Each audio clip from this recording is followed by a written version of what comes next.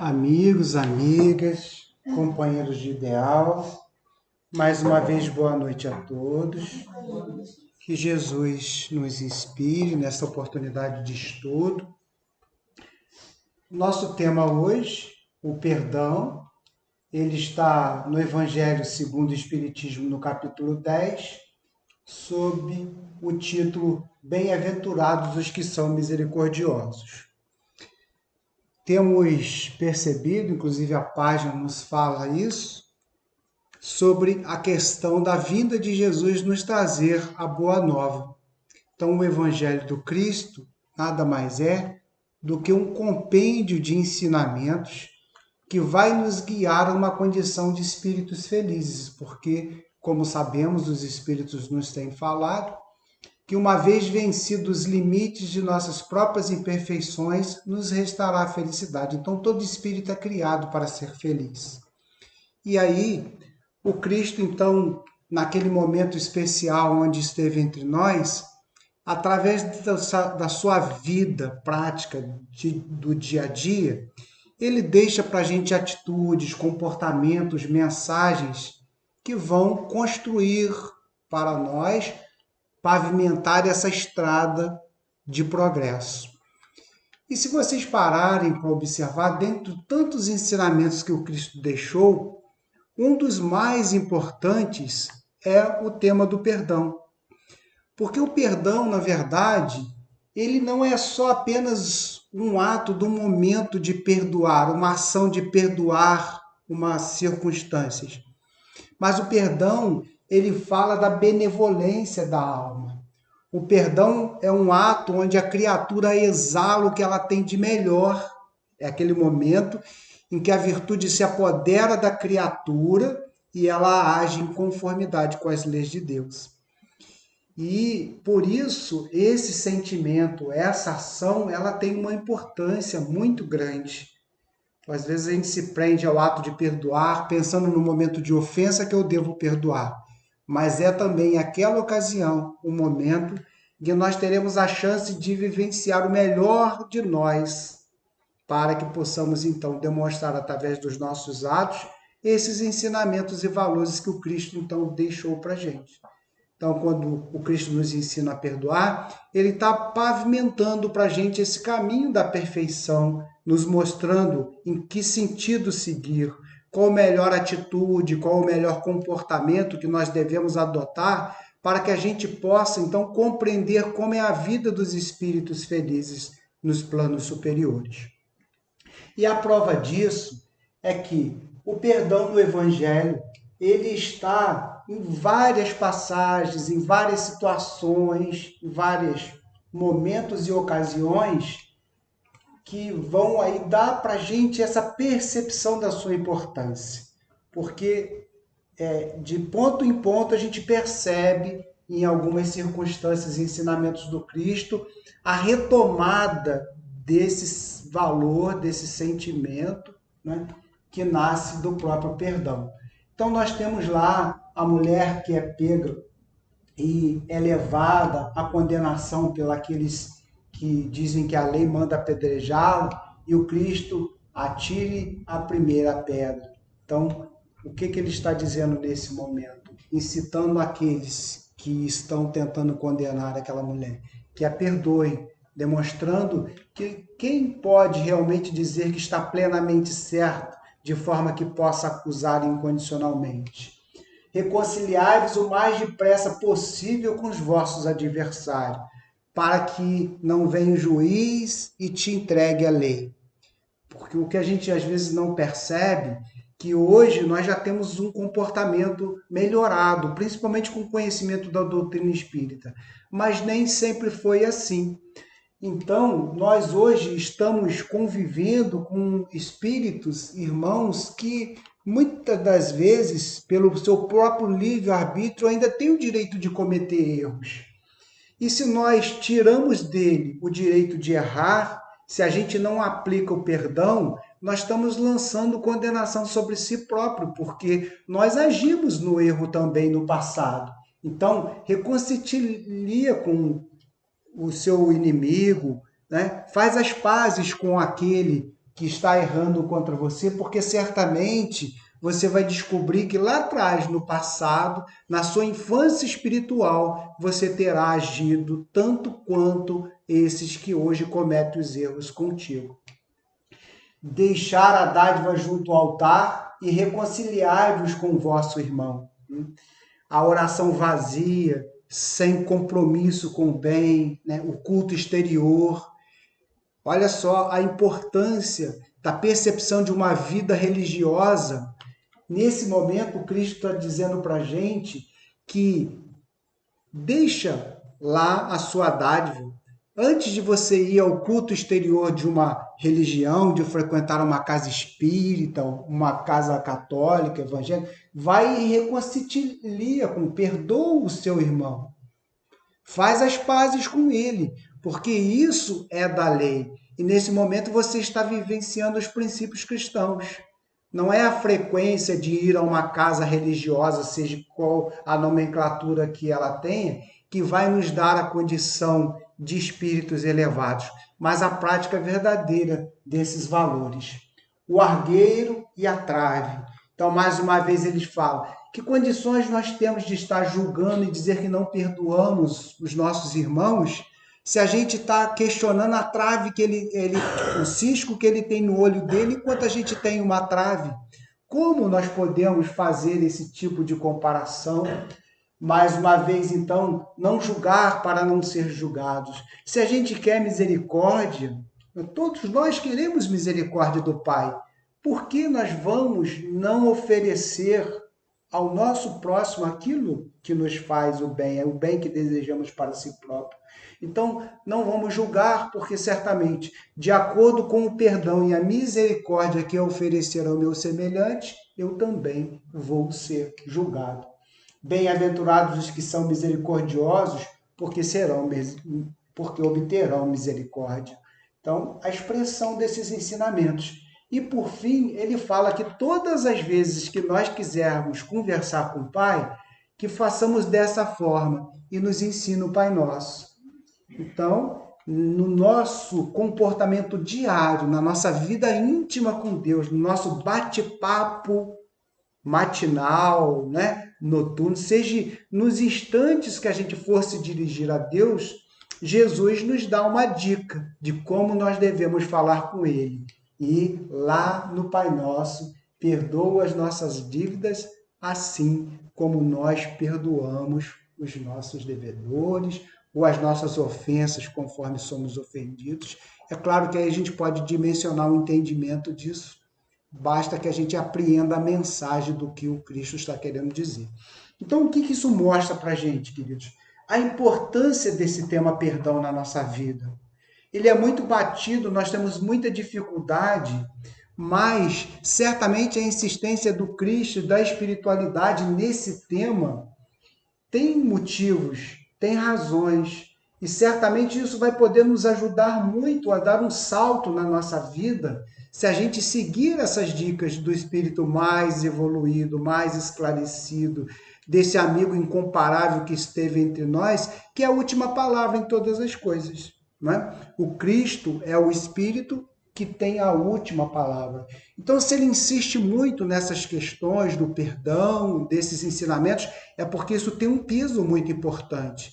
Isso pode ter bons resultados na nossa vida.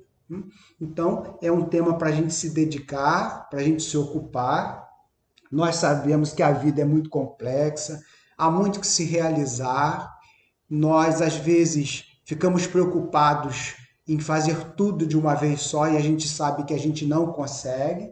A gente percebe as nossas limitações, as nossas fragilidades, mas nós podemos eleger algumas metas e prioridades onde a gente pode dar um pouquinho mais de atenção, onde a gente pode ter um pouquinho mais de cuidado, e certamente o perdão é uma dessas circunstâncias, é um desses ensinamentos. Se a gente começar a parar e pensar nele com um pouquinho mais de cuidado no nosso dia a dia, nós vamos alcançar resultados excelentes na marcha do progresso de nossas vidas. E aí a gente começa, então, questionado sobre a lei de Deus, quando Kardec pergunta aos espíritos lá no item das leis de Deus, na questão 621 do livro dos Espíritos, onde está escrita a lei de Deus. E os Espíritos respondem na consciência. Depois ele, visto que o homem traz em sua consciência a lei de Deus, que necessidade havia de se lhe revelar? Ele a esquecera e desprezara. Quis então Deus lhe fosse lembrada. Então, aqui nessa segunda parte, enfatiza para a gente essa questão da importância, como falei, veja, o perdão aparece no Evangelho, né, de forma continuada. E hoje ainda é um dos temas que a gente mais tem dificuldade. Então, olha, desprezamos, a gente tem desprezado a importância. Então, os Espíritos dizem assim, ó, tem muitas coisas que o Cristo ensinou e que vocês desprezaram. Dentre elas, o perdão. Porque é uma prática que a gente ainda assim é meio suspeito a intensidade como nós nos dedicamos a isso. Mas voltando aqui à questão 621, os Espíritos nos respondem: aonde está escrita a lei de Deus? Na consciência. E o que traz de reflexão para nós? Onde tudo vai acontecer. Aonde aquilo que nós dizemos que é o julgamento das leis de Deus vão acontecer. Aonde esse tribunal que nós vamos nos sentar diante dele para sermos julgados pela lei de Deus. Quem será o advogado? Quem será o acusador? Aonde se forma esse tribunal? Na consciência de cada criatura, de cada ser. E aí a gente vai perceber que haverá aqueles que vão nos acusar, e aí não precisamos ir necessariamente a individualidades, mas a sentimentos. Naquele momento que nós somos indiferentes com a pessoa, descuidados, não somos ternos, em um certo momento, quando tentamos nos aproximar das leis do Pai, a nossa consciência vai dizer: poxa, você podia ter sido uma pessoa melhor, você podia ter sido uma pessoa mais amiga, mais humana, mais terna, porque esse não é o nosso alvo, esse não é nosso objetivo, se tornar espíritos melhores. Então, em um determinado momento, no tribunal de nossas consciências, nós vamos nos deparar com as acusações e com a defesa. E certamente as virtudes que nós tenhamos praticados na nossa vida de ordem prática, elas virão ao nosso favor. Você não fez todo o bem do mundo quando a nossa consciência nos acusar de que poderíamos ter sido melhor, mas você também não foi o pior dos homens. Você perdoou, você ajudou, você fez caridade. Então, perceber a importância de compreendermos que na nossa consciência precisa ter todas essas situações e circunstâncias que a vida nos permite realizar no nosso cotidiano, que um dia nós aprendemos com os espíritos, quando a gente desencarna, naquele momento passa um filme, né? Falando de forma assim mais leiga, que nós visitamos, parece que toda a nossa existência por um instante se passa diante de nós. E naquele momento nós vamos nos pegar vendo, fazendo todo tipo de atitude e comportamentos que tivemos durante a nossa vida. E dentre essas atitudes estarão os nossos erros, que serão acusadores. Estarão as nossas virtudes, que serão os nossos defensores. E aí a gente precisa perceber, né, que nesse contexto, o resultado final, o nosso estado de espírito, o nosso ânimo para a nossa vida espiritual vai depender muito desse saldo. Então, uma vida de omissão diante das virtudes, certamente não teremos, naquela hora, em nossa consciência, lembranças do bem que fizemos com muita intensidade. Então, é importante começarmos a perceber que essa questão da consciência, desse momento, e a gente usa aqui julgamento, porque passa uma noção de nós estarmos nos avaliando, não é propriamente um julgamento no sentido de um tribunal regular sobre o que temos sobre a face da terra, mas é um tribunal que vai questionar a própria consciência, sentimentos, atitudes, valores, porque há muitas coisas que as leis dos homens não se incomodam, mas a consciência comprometida com o bem que ela deixou de fazer, uma vez que ela está comprometida, aquilo é um peso enorme para ela. Né? Então a gente precisa se aperceber disso. Aonde estão os nossos compromissos, qual o nosso estado de espírito. Tanto é que há consciências que ainda não alcançaram determinado entendimento que passam por esses instantes sem dor e sem sofrimento.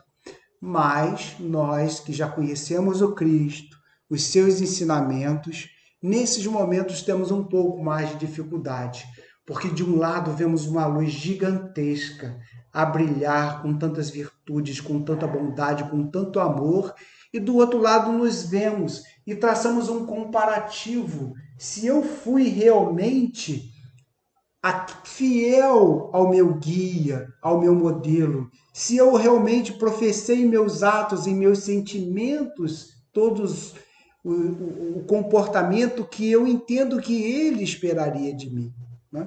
Então, pensemos bastante nessa nossa relação com a nossa consciência. Continuando, então, lá no Evangelho, no capítulo 10, no item 11, nós temos: não julgueis, pois, para não serdes julgados, porque com o juízo que julgardes os outros, sereis julgados, e com a medida com que medides, vos medirão também a vós. E aqui a gente volta à questão da consciência, como eu coloquei. Então, a consciência é o próprio ser, a própria individualidade. O que essa passagem de Mateus está nos ensinando? Que nós vamos encarar a vida, os outros, com os valores e princípios que cada um já conquistou. Então, se você é uma pessoa dura, rigorosa, o que vai acontecer? No momento de encontro da sua consciência, nesse momento de você julgar a si próprio, de avaliar se você realmente fez o que devia, se você é duro para com a vida, você vai ser duro para com você. Não julgueis, pois, para que não serdes julgados. Então, se eu uso o rigor da lei para tudo e para todos, no momento em que eu, enquanto consciência, que sempre usei esse valor, eu for me julgar também, eu também vou ser duro comigo mesmo.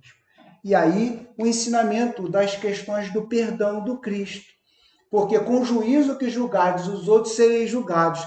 Então, se você for uma pessoa plena de misericórdia, se você for compreensivo, se você for tolerante, quando você se deparar com seus erros, com seus equívocos, quando você se apresentar diante do tribunal da sua consciência, esses serão os seus valores.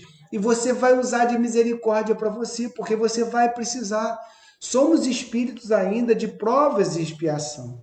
No mundo ainda que está mais para o estado primitivo do que para o estado elevado.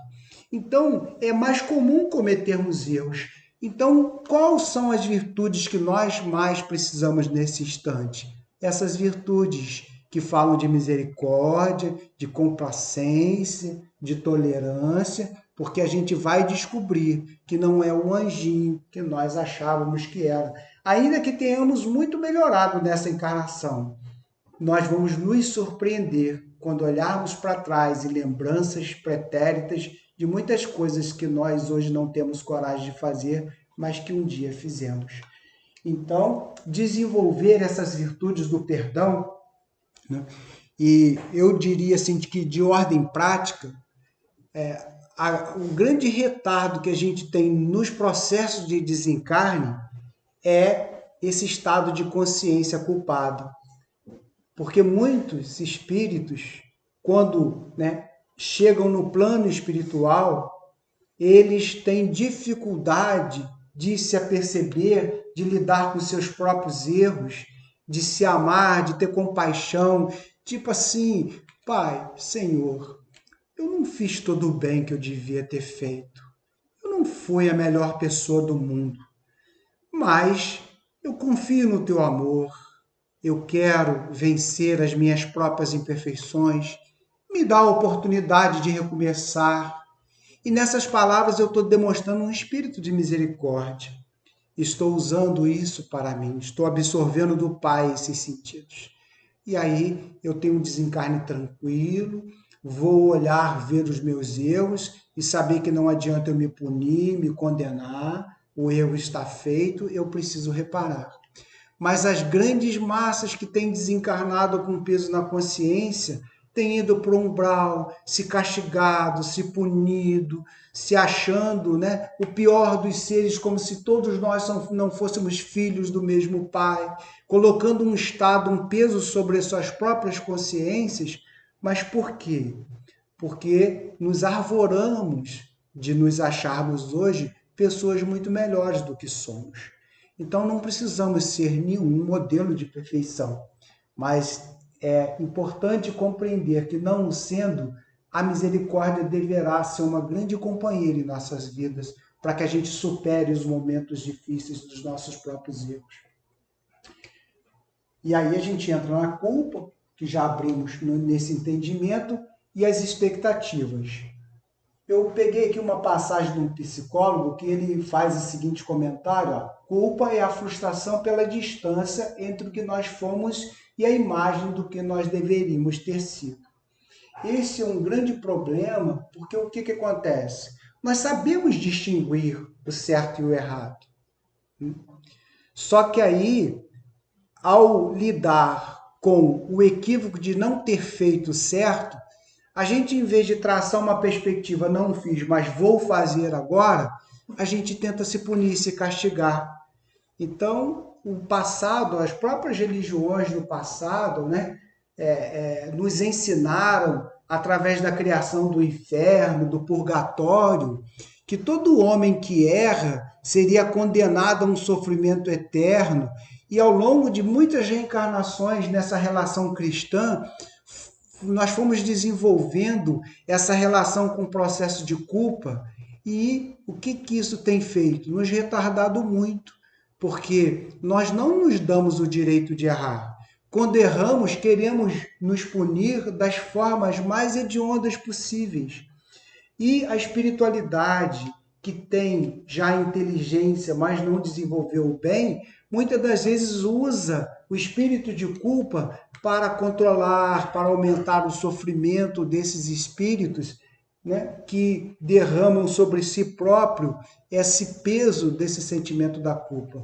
Você não vale nada, você não é digno de Deus, você não foi um bom homem. E aí aquela criatura despreparada para lidar com seus próprios erros, porque não exercitou o perdão durante a sua vida, não fez questão a entender as emoções libertadoras que o perdão tem, ela não se perdoa. Então ela vai entrando num estado de tristeza, de angústia, de depressão, e sabemos que hoje a depressão, no mundo atual, é um dos grandes males da humanidade. E a gente vai sempre observar que a depressão, ela tem sempre uma ponta de frustração, uma ponta de culpa, uma ponta entre aquilo que você gostaria que tivesse acontecido, mas que não aconteceu. Então, mais uma vez, queridos, por sermos espíritos imperfeitos, é natural que a gente cometa erros. Isso é muito importante nós assimilarmos.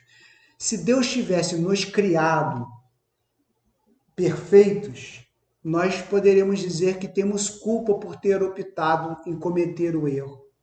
Mas Deus nos criou simples e ignorantes. Então, criança faz coisa de criança, jovem faz coisa de jovem e adulto faz coisa de adulto. Então, é natural que em alguns momentos, de acordo com o nosso estado evolutivo, a gente se posicione e cometa erros. Mas isso é natural, se você ainda não é um espírito perfeito. E aí, o que nós temos que fazer? Adquirir o conhecimento para modificar, para podermos assimilar o entendimento daquilo que erramos, dos equívocos, e continuar. Não estacionar. como se não fôssemos dignos do amor e da misericórdia de Deus. Então veja, se a gente, como falei, dessa questão dos dias atuais, né, da depressão, o perdão é um remédio poderosíssimo para esse mal que chama depressão. O auto-perdão, né, a auto-misericórdia, você sentir filho de Deus imperfeito, simples, ignorante, mas eu sou filho de Deus. Eu até brinco, falo assim, nós não somos pouca coisa. Eu não sou pouca coisa. Eu não sou dono do mundo, mas eu sou filho do dono, né? A gente perceber essa herança divina. É uma herança divina. Nós somos espíritos criados para sermos felizes. É só uma questão de tempo. É só uma questão de tempo. Então não é uma questão de punição, de castigo, é uma questão de tempo. E precisamos então perceber essa herança de amor que temos do Pai. Bom, lá Jesus, em Mateus 18, 22, nós temos a seguinte colocação. Não vos digo que perdoeis até 7 vezes, mas até 70 vezes 7. E nessa passagem aqui, não é uma passagem para matemáticos, né? Não é uma passagem para cálculos. Aqui, Jesus fala de uma forma figurada sobre a incondicionalidade do perdão. Quando eu devo perdoar? Sempre. Sempre. E tem um caso de uma senhora que foi a Chico, né? E que ela tinha um marido muito difícil. Aí ela falou, Chico, meu marido se perdoa. O que Jesus falou? Perdoa não 7 vezes, mas 70 vezes 7. E ela, toda vez que o marido aprontava uma, ela marcava no caderninho dela. Aí um dia ela volta no Chico, depois de muitos anos, tá aqui, Chico. Agora o que eu posso fazer com meu marido? Já perdoei 70 vezes 7. Aí Chico ficou naquela hora sem saber qual a reação, o que ele ia fazer. Aí Emmanuel fala para Chico, fala para ela, Chico, que é 70 vezes 7 cada pecado. Né? Então, Jesus nos fala dessa questão de ser incondicional, um perdão incondicional. Se você é bom, é generoso, nós não temos que condicionar as nossas virtudes ao mundo externo, à reação externa. Eu não sou bom porque o mundo externo está me estimulando a ser bom. Eu tenho que ter isso como princípio, como valores. E se eu então sou uma criatura misericordiosa, se eu sou um espírito já numa condição elevada, a misericórdia passa a ser parte de mim. E aí eu não vou contar quantas vezes a pessoa está errando, porque eu não vejo outra forma de agir senão com misericórdia. Eu não vejo outra forma de agir senão com tolerância, com compreensão. Então eu não posso, né, depender as minhas atitudes, a conquista das minhas virtudes a uma influência do mundo externo. Porque de tal forma que se eu estou agindo de acordo com a influência externa, não sou eu, mas é o mundo que me conduz. Porque se uma pessoa é agressiva comigo, a minha educação depende do outro. Nesse momento a gente está demonstrando que você não tem valores, não tem convicções, não tem propósito. Você reage à vida. E é isso que o Cristo nos chama a atenção, né? Que cada um de nós devemos conquistar esses valores, esses princípios que nos levarão ao Pai incondicionalmente. Há momentos em que a gente vai pegar e muitos dos espíritos que estão convivendo, nós vamos ter que deixar eles num processo mais lento e a gente dá continuidade. Aquele espírito, por exemplo, que reencarna mais duro, difícil na família, então a gente vai, começa a trabalhar, começa a melhorar. Se ele não quiser ir, ele não vai te impedir de que você vá necessariamente. Então a gente tem que começar a perceber esse tipo de coisa. São questões, cada um responde pelos seus atos, não pelos atos dos outros. Paulo também, tem uma colocação lá no Evangelho, no capítulo 10, no item 15, numa mensagem que ele passa para Kardec, onde ele diz: perdoar as ofensas é mostrar-se melhor do que era. Então, o que essa mensagem nos mostra? A importância do perdão para a criatura que está se melhorando. Então, quando você já atinge uma condição de perdoar, você já está dando um salto qualitativo na sua relação com o mundo gigantesco. E essa percepção, ela é muito importante. Porque às vezes a gente quer melhorar e não sabe como. Eu às vezes uso aquele comparativo da folha seca, né? A gente age muito por reação. Aí assim, soprou para a direita, você vai para a direita. Soprou para a esquerda, você vai para a esquerda. Então é aquela folha que não tem propósito, não tem objetivo, não tem meta, não tem foco. E ela simplesmente reage ao que está acontecendo. Quando Paulo fala essa colocação, ele dá uma diretriz para a gente dizendo assim, olha só, se você tem um propósito de melhorar realmente, então eu vou te dizer, o perdão é uma coisa boa para você praticar, né? Então ele está nos mostrando aquela coisa de ordem prática assim, poxa, meu pai, o que eu posso fazer nessa encarnação para me tornar uma pessoa melhor? Perdoa. Desenvolve a capacidade de perdoar. Exercita, né? Às vezes a gente termina a encarnação e não consiga, mas toda escada começa no primeiro degrau. Toda escada começa no primeiro degrau.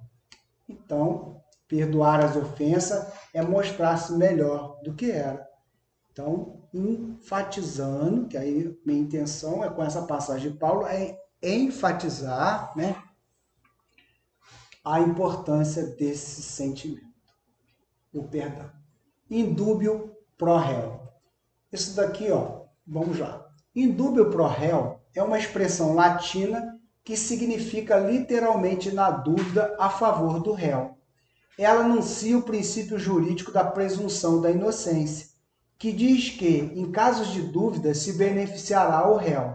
É uma das colunas do direito penal e está intimamente ligada ao princípio da legalidade. Aí vocês vão falar assim, mas cara, você vai falar de direito numa palestra espírita sobre perdão?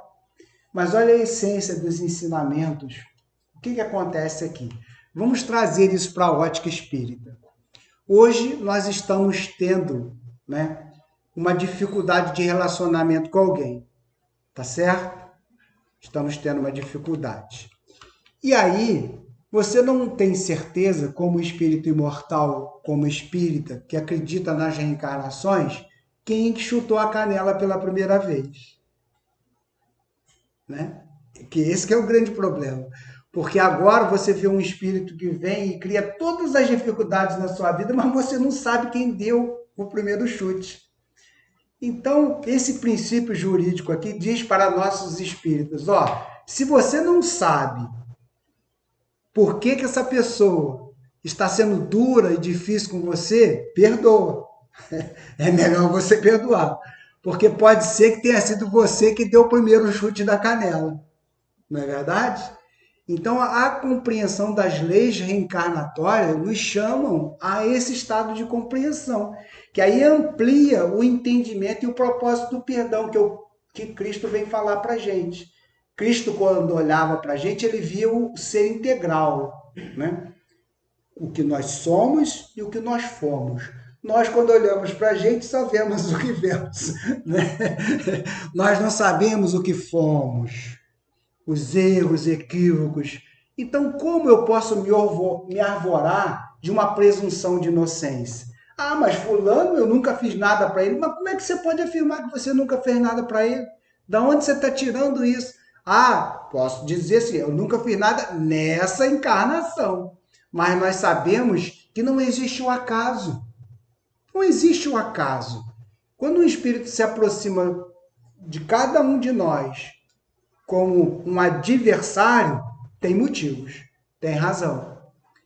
E aí, se você deu o primeiro chute, é bom senso, porque quando você foi ser entregue ao juiz, você o perdoou, o juiz falou, ó, ele já pagou a dívida, porque ele te deu um chute, te prejudicou, e depois você foi lá, deu um chute nele e ele não fez nada. Então, você está quite perante as leis. Agora, você imagina, você deu o primeiro chute, aí vem dar outro chute aqui, virar o juiz, as leis reencarnatórias vão te trazer ele de novo, que agora você vai ter que deixar ele te chutar duas vezes, não é verdade? É claro que aqui eu estou descontraídamente falando, né, para a gente refletir desses princípios, desses processos, que é a complexidade da nossa vida. Nós estamos aqui estudando, falando de espíritos imortais, mas enxergamos a vida como homens encarnados. E aí o que acontece? Começa a acontecer um monte de problema.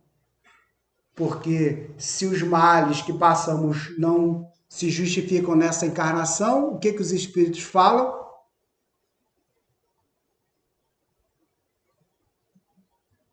Estão nas encarnações anteriores. Não é verdade? Então, o que acontece? Indúbio pro réu. Na dúvida, não condene. Vai a favor daquele que está te prejudicando. Perdoa ele, porque certamente você não sabe por que ele está te condenando. E para a gente terminar, colocamos aqui uma passagem de Mateus também, 7,12, que é: tudo quanto, pois, quereis que os homens vos façam, assim fazei-o vós também a eles, porque esta é a lei e os profetas.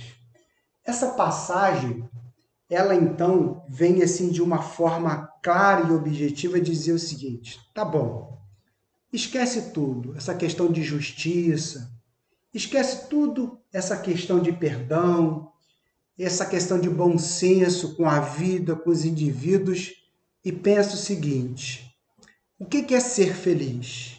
O que é ser feliz para você? Nós queremos ser felizes? Sim, nós queremos.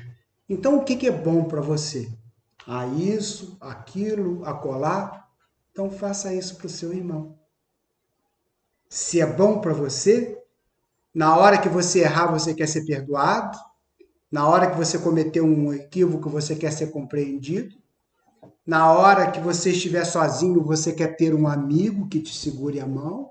Na hora que você estiver doente, você quer alguém que cuide de você. Então, faz isso pelos seus semelhantes, né? Faz isso pelas pessoas.